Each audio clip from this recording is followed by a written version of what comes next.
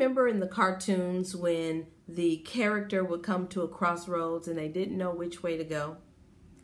Have you ever felt like that in your life? You just don't know which road to take. And you spend a lot of time thinking about the benefits and consequences of each. You know, it really doesn't matter which road you take. If you've done your due diligence, if you've done your research, you've prayed about it, you've researched it, you've asked other people about it, and then you decide to make a decision that's best for you, then leave the other road alone.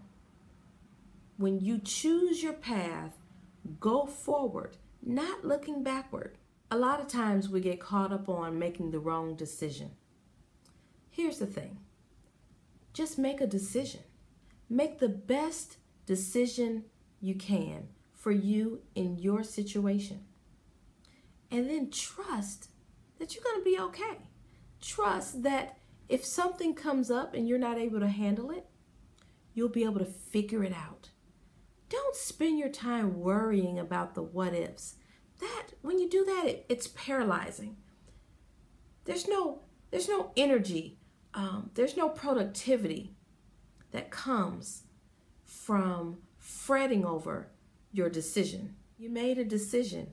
Now go forward and make it work for you.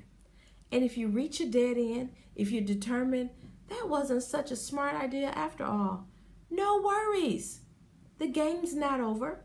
You just get back in and you make another choice. Robert Frost's poem, The Road Not Taken, talks about having those two roads to choose from. Choose one. Don't stress. Know that whatever you've done, whatever choice you've made, is going to work out for the best.